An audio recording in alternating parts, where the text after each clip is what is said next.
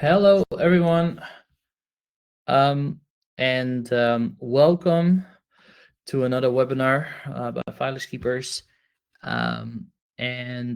We're gonna give everybody a few more seconds to get in, and I'm gonna try and get my slides on the proper screen because that hasn't worked for me yet.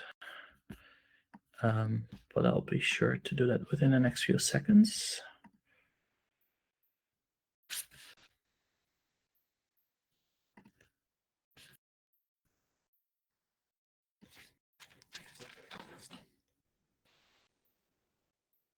All right, got it to work. I'm going to share now.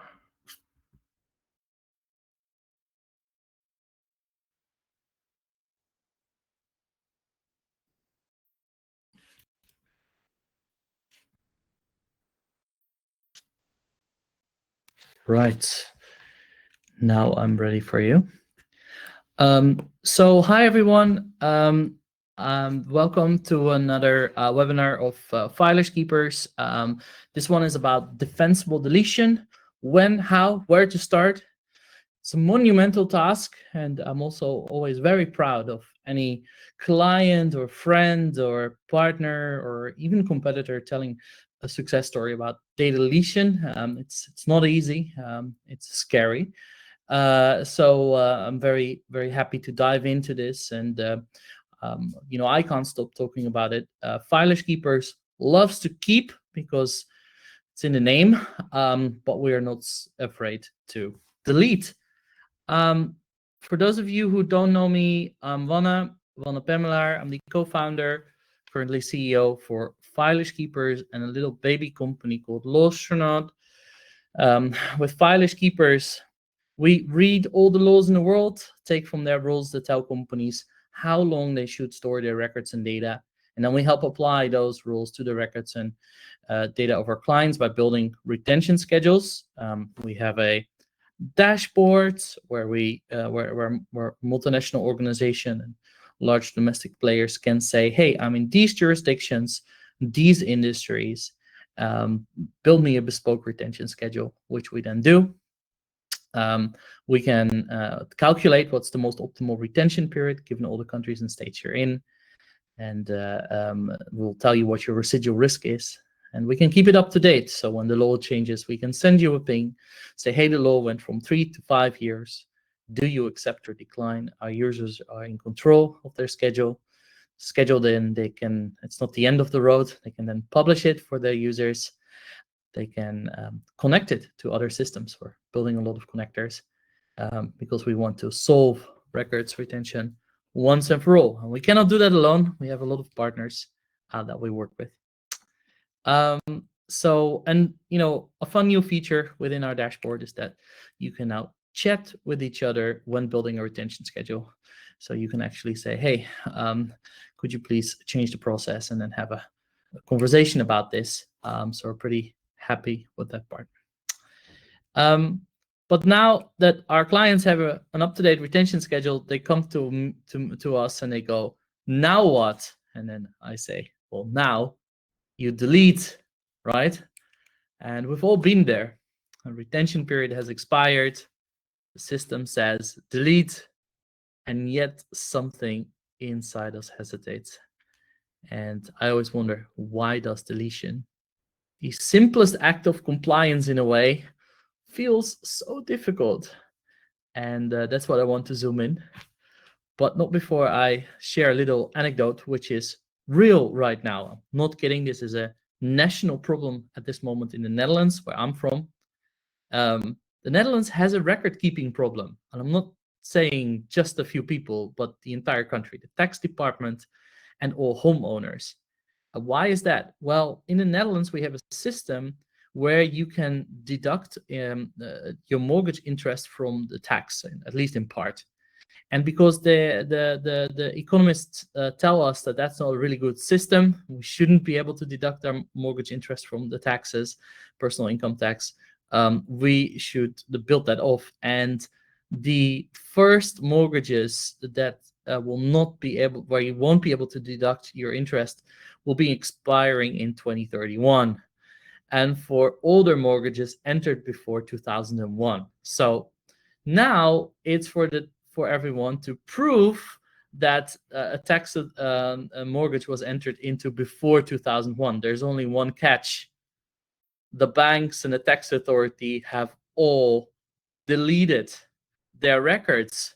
They don't know who has been paying mortgage interest going back 30 years. And there are many homeowners that have multiple mortgage parts, and it makes it even more complex. So which part is older than 30 years, which doesn't? And now, of course, in an attempt to flip the script, homeowners now need to prove their own entitlement. So they turn it all upside down. But also homeowners clean up their basement once in a while, so they might not have those records anymore. So this is going to be a bit of an issue. We still have a few years to figure this out, but this is where keeping and deleting comes at odds with each other. We've spent years defining what to keep, but we've never really prepared for the emotional, legal, and operational challenges of letting go. So what makes deletion so hard? Well, in records management, deletion isn't a technical act. It's an act of trust. Yeah. And it goes accompanied by fear. What if we delete something we need? And that fear comes from the fact that we are, in our nature, hunter-gatherers. We like to gather stuff for our survival, and we do that at a personal level, of course. We're obsessed with it. But we also do it at a corporate level because we need to hold on to those records and data because it might be necessary for our survival. There's an accountability gap. You don't get rewarded for deletion. You get punished if it goes wrong. And there is also an emotional attachment. My job depends on the data. I always tell the story that I once was a lawyer practitioner, and I represented a client that had an investigation in its loyalty program, and it's one of the most famous loyalty programs here in the Netherlands. And it was at the time already more than 20 years old. And there was some issue with the privacy compliance, and the privacy authority started an investigation, and we found that a lot of the data was way too old. So we needed to delete that. And I remember sitting next to a guy who helped manage the data for the loyalty program, and I saw really, a bit of a database with a lot of old data, small database copy that they kept. And I said, that needs to go. Data was older than 20 years. And the guy started crying. And I said, what's going on? What's wrong? And he said, well, actually, next year I'm going to retire. And next year is also going to be the 25th anniversary of the loyalty program. And these are the first 500 people that have signed up for that loyalty program. And I wanted to do something fun with it. And to celebrate my retirement and the 25th anniversary. And he got really emotionally attached to that data. So I said, sorry, it has to go. We have no choice, otherwise we get a fine. So, and it, of course, think about like data analysts, right? Their job depends on data. So if there would be an order to delete the data, that has a huge impact on the data analyst. I can't do my job without the data. And if I can't do my job, I might lose my job. And I've seen that also in situations where the data has to go. And then as a consequence, the data analysts have to go. So there's definitely an emotional attachment to the data. And of course, there's a lot of complexity. We don't know what the rules are. We don't know where the copies are. So there's a lot of unknowns that you need to navigate. And despite that, we see more and more organizations orienting themselves towards data deletion. And that's also because, we have a whole lot of data. First was the dawn of computers in the 80s, 90s. Then we started to build, um, um, on-prem data centers. And then we started moving everything to the cloud. That became the whole, and data migration has been a central theme throughout all those developments. Then came the age of data analytics. Now we have the age of AI.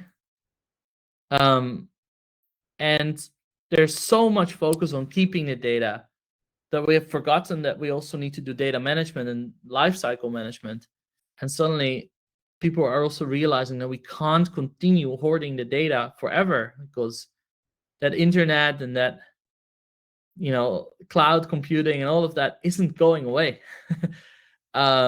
So we're just going to hoard more data. And everybody, of course, has bought into the pledge of AI right now. It's gonna change our life. We're gonna make so much money with it, or at least that's what we believe. The data itself has little value, but it's the use of the data that determines the value. That's also where the cost lies, guys, very much. It's not per se, the keeping of data, it's the crunching of the data. But I do believe that not deleting is the real risk. Because if deleting feels risky, aren't you doing something wrong, right? There is a data overload, there is a security risk, privacy exposure, discovery costs. And I believe that inaction is no longer neutral. Everybody knows they need to get rid of data, not everything. You need to be smart, you need to keep certain data. But if you don't do anything at this day and age, it's negligence. I'm sorry. So the question is more, are you making most of your data while you keep it? And there's a bit corny saying, you better use it before you lose it. All was well until the GDPR arrived, the General Data Protection Regulation in Europe, the EU, and that changed the whole game. And that law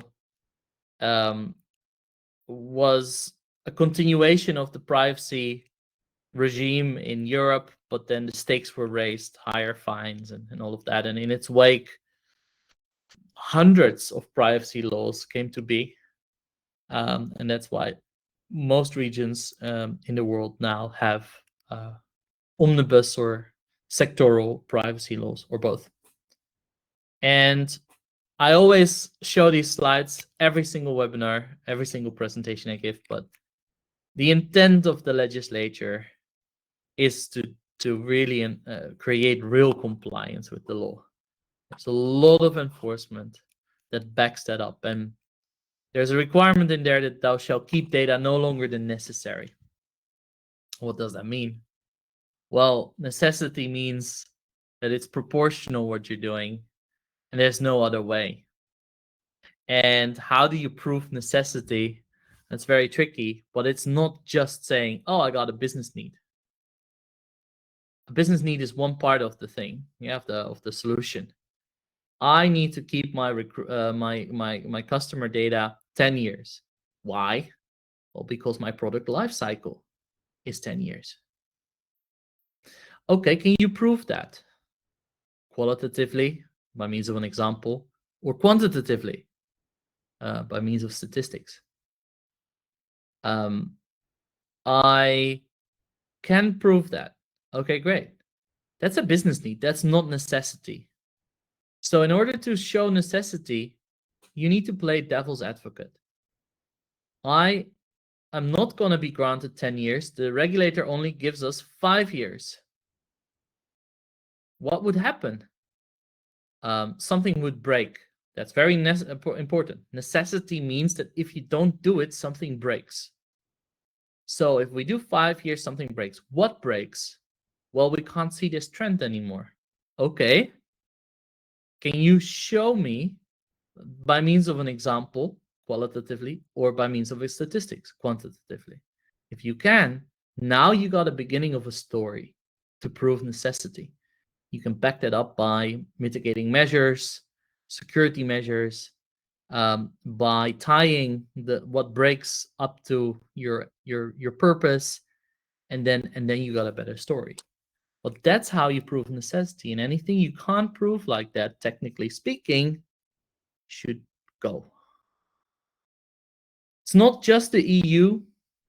There are US states, most notably California with its CPRA, where there's a requirement to keep data no longer than necessary, but also Colorado, also Minnesota, also Virginia have similar language. And then you have 3 states, Arkansas, Oregon, Utah, that say something to the effect of thou shalt keep data, thou shalt remove data which is no longer required to be retained. No necessity in there. It's a bit more ambiguous, so you can argue either way. But it still means something to the effect of it can lose its purpose and then it needs to go. The FTC has been jumping up and down and trying to kind of get their control over the whole US federal privacy discussion. And they have started to read the whole Privacy Act in the FTC Act, Section 5. So they have enforced retention obligations against GoodRx, Drizzly, Cafe Press, and etc., etc. There's a whole body of enforcement that have come after these 3 cases, where it actually says, well, you should have a retention schedule, you should implement it, and data should go at the end. And now they also started to amend they have amended their COPPA rules. So if you process children data in the US, then please know there's a no longer the necessary requirement in there. It's already in effect, but the compliance deadline is going to be April 22nd of the 2026. And you know, the key retention rules and policy requirements are very clear, and I betcha this will be enforced beyond the COPPA rule, because this is a theme that also plays out in GoodRx, Drizzly, Cafe Press, and there they weren't enforcing the COPPA rule, but they were enforcing Section 5 of the FTC Act. So that means you need to be very specific about your retention in your schedules. You know, some states start to mimic that, of course, because the states want to be unique yet the same. So we have Arkansas, for example, their Children and Teens Online Privacy Protection Act, and that will also have an effective date of July in 2026. Don't think like, oh, they haven't really thought about AI yet. Well, the Europe has, very simple. So retention, actually, there's a recent EDPB report, which is the European Data Protection Board. It hosts all the privacy regulators from the different countries, the EU countries. And it actually created a report on AI privacy risks and mitigations. And one of the key risks is named retention. Yeah. And then the solutions are always simple and similar. It requires a policy, anonymization, pseudonymization, but also actual automated deletion, regular audits, continuous monitoring. So that's what you need to do. It's not an option. You need to both keep and delete data. it's happening everywhere.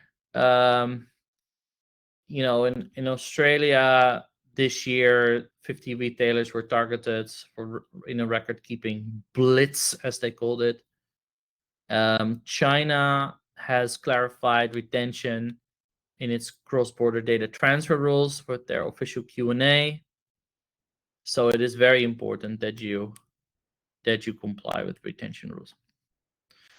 So then, we can ask the question, is your privacy notice transparent enough when it comes to data retention?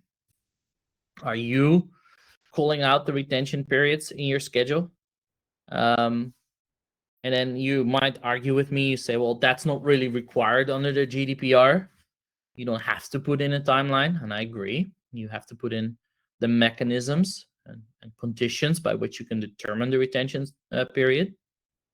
Have you done that? But then also, if you look at the FTC goes beyond that requirement. They do want to see timelines. So if you're in the US and you're regulated by FTC, you probably need to put in the timelines anyhow. But this is where our clients are struggling, because deletion is not an easy thing to do. And first you need a retention schedule, then you need to kind of work with the system limitations. Then you need to convince the business that this is a good idea to hit the delete button. And the moment you only hover with your finger above the delete button, the business is going to be nervous. They want to check, double check, and validate and hear you out again. So it's hard to actually make public statements about something that organizations are struggling with. And when I say organizations are struggling, I betcha the FTC is also struggling with this. I betcha that the data protection authorities in Europe are actually struggling with this as well internally. Actually, we have a few regulators who are our client, so they also want to be informed about the retention periods that apply to them. But the challenge of true deletion is that it is irreversible. The data is gone. You can't get it back. And deletion is also auditable, which is a bit weird because it's a negative fact. Something is gone. How can you prove that? Well, you could do a bit of a certified process with an electronic signature at the end. If we go through all this series of steps, and we have completed every step, and every prior step is a condition for the next step, we can positively conclude that we have actually deleted the data with an electronic timestamp at the end. So that's, and in Turkey, for example, you need to keep those kind of records, of deletion and anonymization. I guess it's 2 or 3 years. And then same goes for anonymization. It's irreversible, and this one is even harder because there's a lot of scientific research that shows that any given anonymous data set where you've anonymized the data has a residual risk to be where you can re-identify some people in there. And that is either because it wasn't really properly anonymized, or you can bring 2 data sets together and then re-identify someone. The one that I find always the most fascinating, there's two ones that I really want to push back on, and I'm sorry if I shock anyone when I say this, but the first one is we have an analytics data lake, data warehouse, where we have anonymized the data. Okay, but do you still have the source system? Yeah, of course we do. Is the data in there? Yes, of course it is. Okay, so if you bring your source system, say your ERP system or your HR management system, together with your data lake, you would be able to identify, because the same data is in there. It's like a fingerprint, and it would be like, yes, or we don't do it. It's okay, but that's not really what's required. A lot of regulators don't look at it from the perspective of your good intentions and your processes. They usually take the perspective of a malicious third party, a hacker that somehow got their way into your systems and were able to steal both data sets and bring it together. Because not only companies and governments profile people, so do cyber criminals profile people. And they want to bring together data sets. So maybe it sounds a bit far-fetched, but that is still the perspective of a lot of regulators. Not all of them, but quite some of them. So also anonymization is a maybe even a security mechanism rather than truly a way to get out of jail. Because maybe it could be that the GDPR still applies. The moment you re-identify someone, privacy law then retroactively starts applying again. So that's the real challenge. So if people come to us and say, hey, but what if we do soft deletion? Yeah, soft deletion is a security mechanism. It's not even deletion. Soft deletion just means that you move it to a more restricted location and people can't access it that much. But you're not deleting anything because you can still restore it. It is reversible. Same goes for pseudonymization, although there are various forms of pseudonymization where it's going to be harder to do that, to reverse. But if there's a risk of re-identification and it's considerable, then I would say it's pseudonymous. It's the privacy laws still apply. Does this mean you're allowed to do more with the data? Yes, definitely. So it does get you out of jail a little bit, but it's not the same as true deletion. And we found, we did a little survey with a client, that deletion is the ultimate sign of data protection and trust and can increase trust up to 50%. Because you're basically saying we're putting our short-term commercial interests aside for your individual right to privacy. And we respect you, dear user, customer, employee. And people really, really respect that. Yeah. They like good user experience. They like to know, so if there's a good reason, they want you to keep it. But that if that reason lapses, they want you to remove it. A lot of clients go, yeah, but we've always done it this way. We're not ready to delete. I'm not going to be able to convince my business to delete. And I hear you. It isn't easy. But we need to. And we need to become deletion ready. So what does that mean? Well, first of all, you need to provide the organization with clarity. You need to know what should go exactly. What are the rules? What is the data? The big challenge, I know. We've figured out the first part with the retention schedules. Now you need to do the part on knowing the data, mapping to it. There's stuff we can do to help, by the way. There we do a lot of mapping against structured systems, and we are also going to launch a feature next year where we're gonna allow to map schedules to structured systems and taxonomies and data classifications and everything to make it a little bit more granular. So with the clarity, hopefully you can build some confidence and you can convince legal and your leadership to back this process, because you can build a golden Maserati of a solution, but if the business doesn't buy it, nothing is going to happen. You need to have capabilities. You need to automate, verify, audit, everything.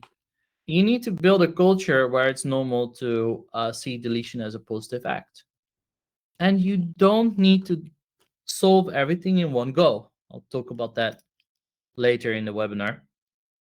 But you could, for example, say that a lot of people say, I want to fix email, but I don't want to go through a very short retention period just this immediately.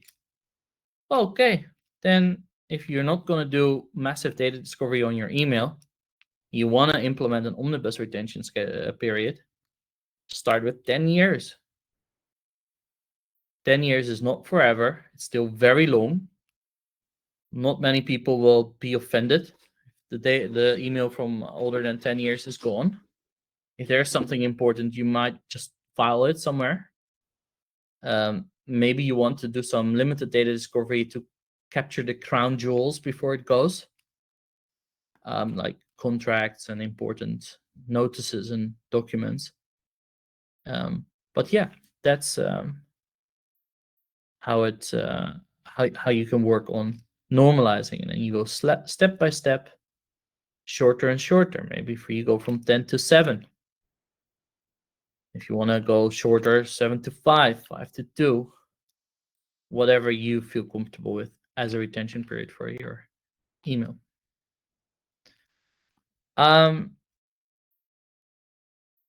We need a defensible disposition policy. Why is that? If you do unstructured ad hoc deletion of documents data, it might look accidental. That's how courts and regulators look at this. You know, in those massive discovery cases, I order you to produce all these records and for these custodians and everything. And then if you say, well, no, we actually deleted all of that data and all those records, then the court can say, oh, we think that's a whoopsie. We think that was very intentional. And it might be negligence or improper motive, and we suspect you of something, yeah? Because it can be, yeah, they spoiled the evidence. They failed to comply with our instructions, yeah? So without a policy, without a framework, every deletion looks very suspicious. That's why you need a defensible disposition policy. So you can show courts, regulators, it's conscious. We've done this on purpose. There is a retention schedule. It's based on rules. And then when it ends, something gets nominated for deletion. We then do a validation. Is there legal holds? Are there other requirements? Is the business okay with this?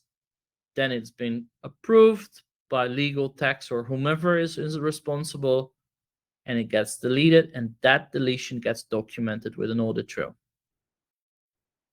And then they see discipline and not chaos. Yeah? It's a conscious process. It goes through these validation rounds, and now we can say, okay, this is okay.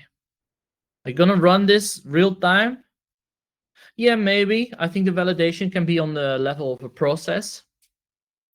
I think it can, and then ad hoc checks, but it could also be done, in batches, where you say, I only clean up my workday once a year at the end of the fiscal year, because that's how we do the books by fiscal year anyhow. So we do it once a year. That's also fine. And then you can make it a bit more of a manual process, so to say. So what does it makes it defensible?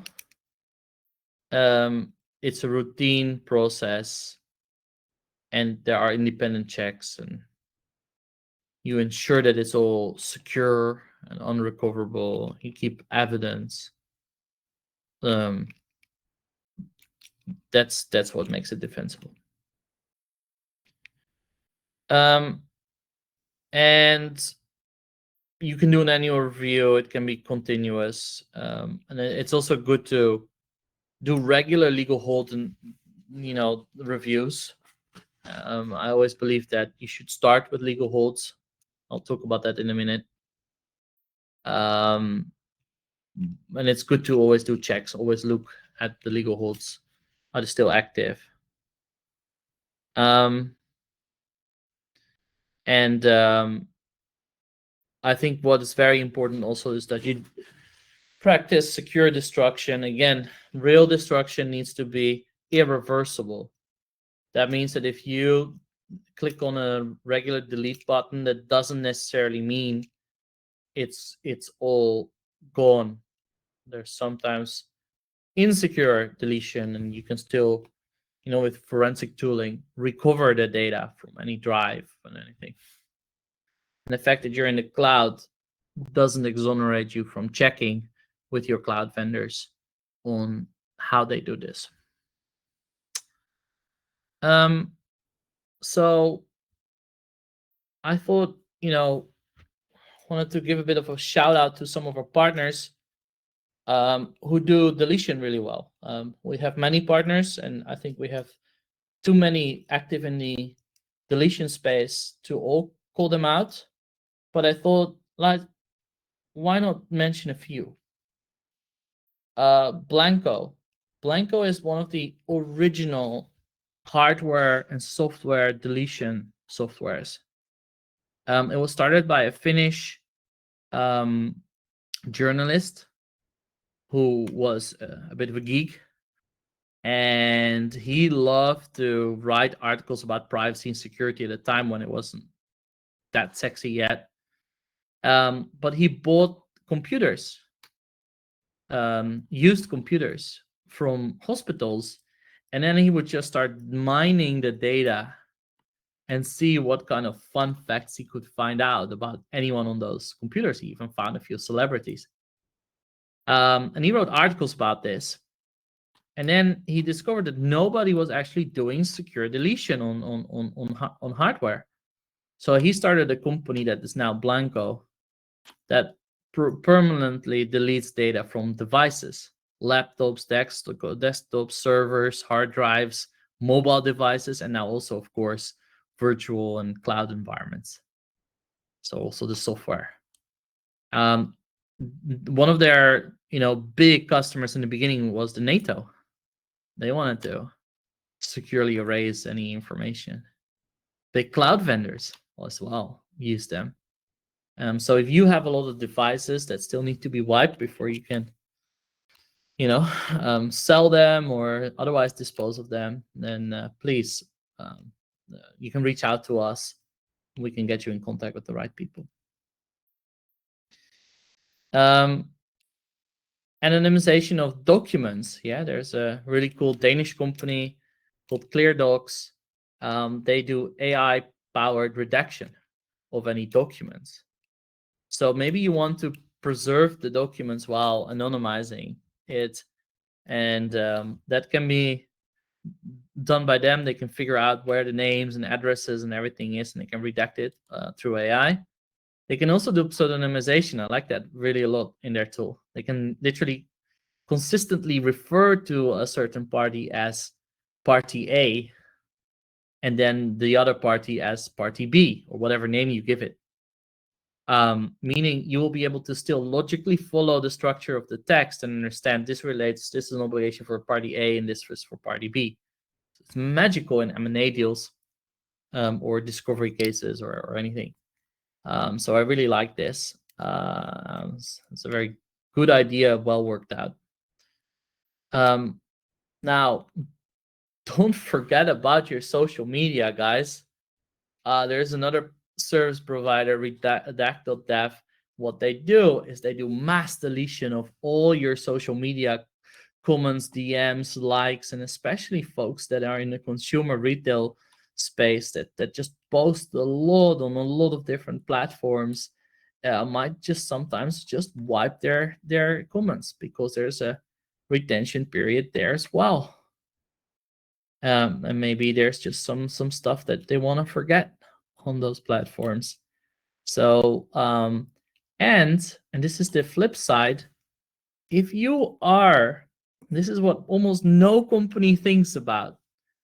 If you are a stock listed company, say you're listed at the Nasdaq or the New York Stock Exchange, then you should keep everything 7 years.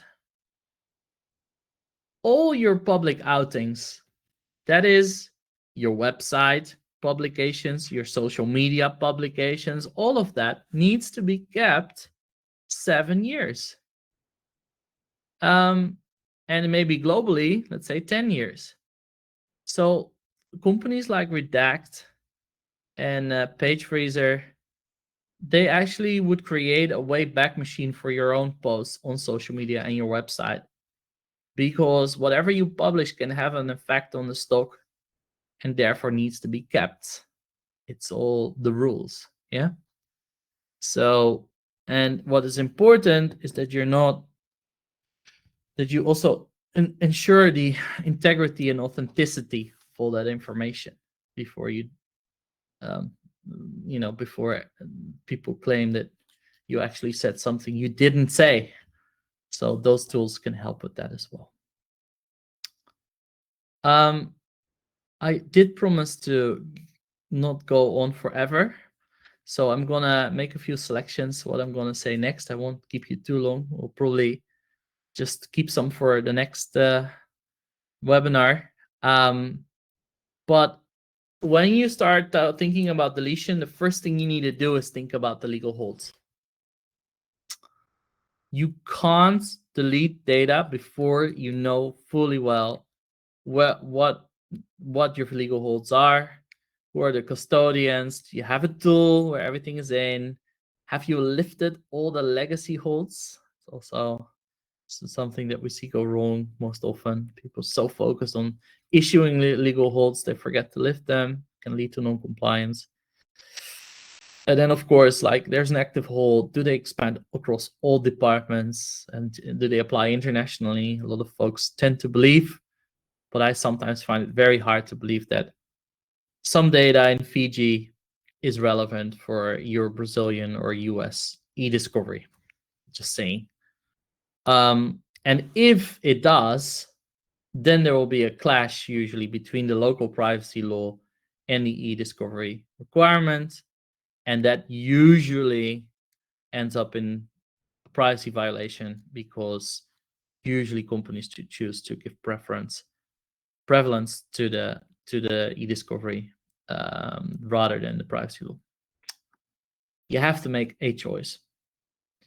So then, if you have an overview of your legal holds, everything is kosher, everything is under control, then we also need to think about which systems are you going to clean up. And the trend that we see is that everybody is starting with their top systems, and then everybody's preferring, well, not everybody, but mostly everyone is preferred to start with a structured system before moving over to an unstructured system. So let's first learn how to implement retention into our HRM system or our ERP.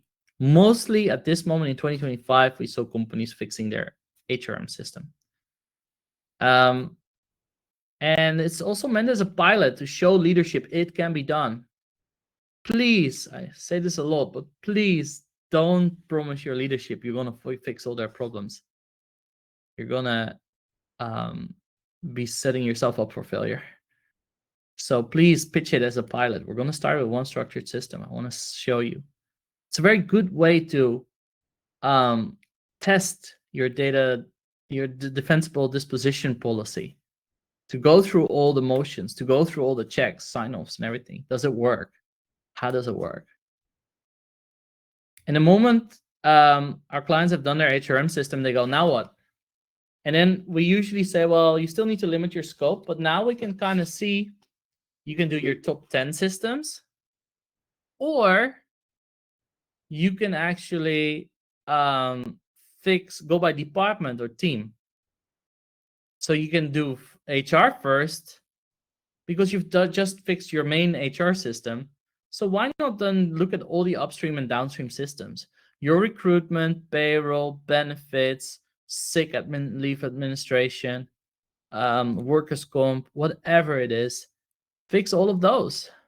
And that can even extend to your unstructured system. But the fact that you're just within your unstructured system, like your Microsoft Office suite, first fix HR, because now you know everything there is to know about HR. HR is a very good start, a good opportunity to start for a few reasons. Oh, sorry. HR is high risk, but scores low on the controversiality scale. So what I mean by that is, it's not your customer data. It's not where you make your money. It's a source of risk. So and HR is very compliance oriented. So they're a thankful stakeholder. So we see most success with HR, and from there you can start building a case to also then go for finance, for example, or sales. So yeah, this is how we look at it nowadays. You run into a lot of challenges, and I want to handle those challenges maybe during the next webinar. I believe that there's a whole big challenge with mapping retention schedules to systems and system limitations. How do you deal with that? And I have some strategies for you. So very much want to discuss that in the next webinar. Maybe for now, I'm not sure if anyone has any questions. Oh, I see here. What's the difference between filerskeepers? One question. And hiring an external legal counsel or an in-house legal counsel to build a retention schedule? Well, and that's by Yasmin. So thank you for that question, by the way. We have read and we keep reading all the laws in the world. We have a database with over 350,000 legal citations. We keep that up to date by human effort and technology effort. With my other company, Lawstronaut, we actually crawl government portals. We keep them up to date. We have algorithms that can then pick what is the most optimal, what's the most suited retention period for every single record type, data type, pertaining to your business. So you can actually say, hey, I'm in these jurisdictions, these industries, and build me a bespoke retention schedule. We can calculate what's the most optimal retention period. And we can do that over and over because we keep it up to date. And then from there, we don't want that to be the end of your journey. We want you to start building that into other systems to kind of start controlling the retention there. Not because we can actively delete it. It's not what our software does. But we can, post those retention periods into systems that have retention schedule capabilities. And so you can manage it there. And we're, so it saves you hundreds, not thousands of hours of research, deliberation about your retention schedule. You can start, thinking about how to make this real within your systems, rather than worry about the retention schedule, which, makes people worry, made people worry, and made them already stuck even before they started implementing. So I hope that answered your question. Have you had success in applying retention to HR benefit systems? That kind of It differs. Kind of depends on what you mean by benefits. If you mean like a US style benefits portal, um, um, yes and no. No, when it's about pensions, right? Pensions, sometimes you need to keep them very long. And as you know, even though the rules pertain to pension service providers, um, then a lot of employers still want to hold on to some basic information about pension contributions and salary and tenure of the alumnus, because they want to be able to answer any pension gaps, maybe sometimes decades after someone has resigned. And therefore we see a lot of retention there, or long-term retention of data.